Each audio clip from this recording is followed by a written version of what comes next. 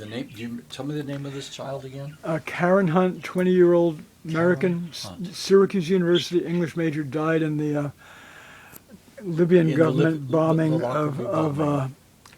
PanAm Flight 103, which blew over Lockerbie, Scotland in Yes. 1988.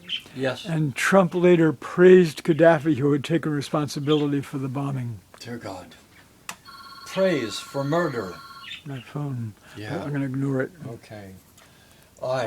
Karen, dear God, your life was in front of you, and you lost it because a monomaniacal monster decided you weren't worth preserving. And his Ideas and his more important government than people.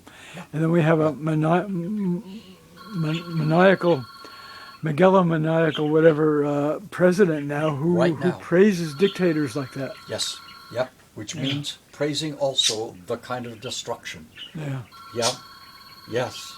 Made their number decrease Thank you. quickly. Thank you, Brooke.